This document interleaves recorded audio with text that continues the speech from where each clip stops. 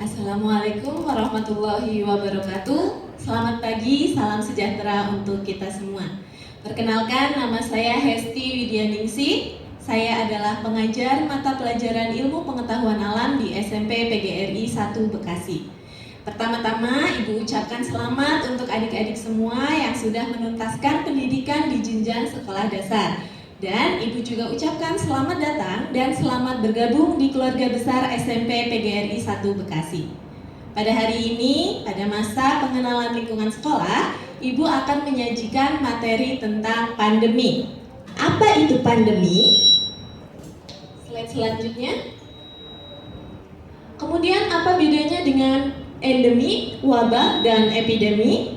Kalian tentu di akhir-akhir ini sering mendengar istilah-istilah tersebut. Next.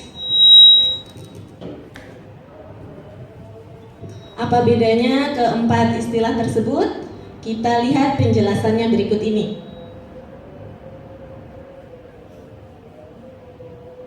Next. Endemi. Next. Endemi adalah penyakit yang menyebar pada daerah tertentu. Contohnya adalah malaria di Indonesia bagian timur. Kemudian yang kedua adalah wabah. Wabah adalah penyakit yang menyebar dalam sekelompok orang pada satu tempat pada waktu tertentu. Untuk wabah ini, jangkauan penyebarannya lebih luas dibandingkan dengan endemi. Yang ketiga adalah epidemi. Epidemi adalah wabah yang menyerang lebih banyak orang pada satu waktu dengan daerah penyebaran yang lebih luas, bisa antar negara. Contohnya adalah epidemi Ebola yang pernah terjadi di benua Afrika. Yang terakhir adalah pandemi. Pandemi yaitu wabah penyakit yang menyebar secara luas sampai ke berbagai negara di seluruh dunia. Next. Jadi kalau boleh Ibu simpulkan, perbedaan dari keempat istilah tersebut adalah pada tingkat atau jangkauan penyebarannya. Endemi, tingkat penyebarannya hanya pada sampai tingkat daerah. Kalau wabah, itu penyebarannya sampai tingkat negara. Kalau epidemi, bisa menyebar antar negara. Sedangkan pandemi ini adalah yang paling parah karena penyebarannya itu bisa ke seluruh dunia. Selanjutnya, pandemi itu tidak hanya dilihat dari tingkat keparahannya, tetapi tergantung seberapa luas penyebaran geografisnya. Pandemi juga dapat dinyatakan saat muncul penyakit baru dan orang-orang belum memiliki kekebalan terhadap penyakit itu. Contohnya saja penyakit COVID-19 ini, karena memang virus baru, belum ada vaksin yang menyebabkan tubuh kita kebal terhadap penyakit tersebut.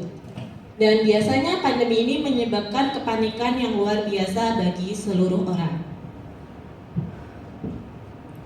Pandemi ternyata tidak hanya pernah terjadi saat ini.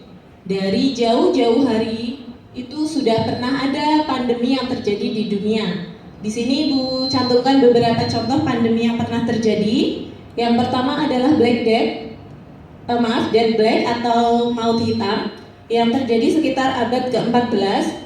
Ini membunuh sekitar 200 juta nyawa dalam kurun waktu 4 tahun saja. Penyebarannya itu melalui kutu dan tikus. Yang kedua adalah flu Spanyol, terjadi selama 2 tahun, yaitu tahun 1918 sampai 1920. Menjangkit sekitar 500 juta orang dan 1/5 dari total tersebut meninggal dunia.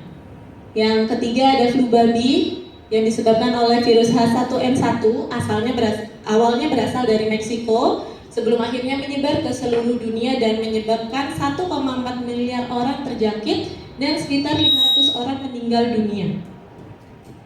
Dan yang sedang terjadi saat ini adalah COVID-19, asalnya berasal dari Wuhan, Cina, hingga akhirnya menyebar ke 118 negara di dunia. Dan update hingga saat ini sudah sekitar 12 juta orang yang terjangkit dan lebih dari 500.000 orang meninggal dunia. Pandemi ternyata memberi dampak yang sangat besar bagi sektor-sektor kehidupan kita, mulai dari kesehatan, sosial, ekonomi, geopolitik, teknologi, hingga pendidikan. Dari sisi kesehatan misalnya,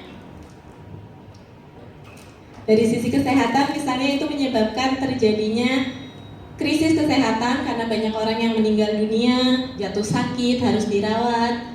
Kemudian di sisi ekonomi seperti kita ketahui banyak kegiatan-kegiatan ekonomi yang terputus sehingga kegiatan atau perekonomian masyarakat itu menjadi menurun.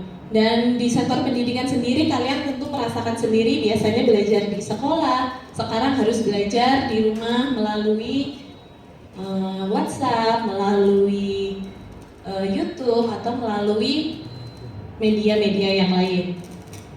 Dari sisi sosial, sekarang banyak orang-orang yang dirumahkan, banyak pengangguran, dan itu menyebabkan terjadinya masalah sosial yang sangat buruk di sekitar kita. Selanjutnya, bagaimana cara menjaga kesehatan di masa pandemi? Jadi dari masa pandemi yang sudah terjadi ratusan tahun sebelumnya, kita belajar bahwa pandemi ini harus dicegah dengan cara yang pertama sering mencuci tangan pakai sabun karena bakteri atau virus itu akan mati dengan sabun apapun. Jadi kita harus rajin-rajin menjaga kebersihan diri.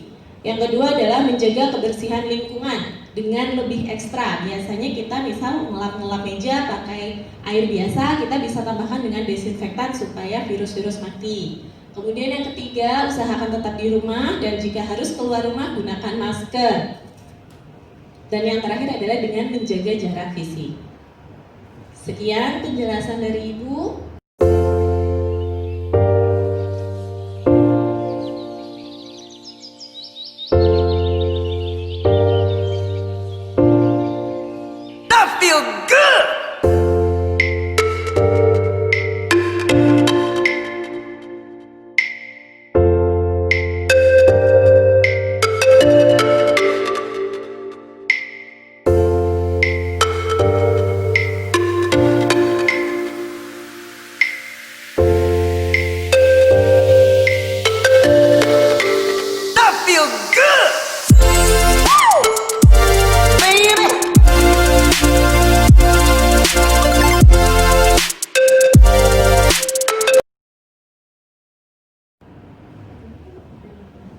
Track 3, Ibu Esti, action.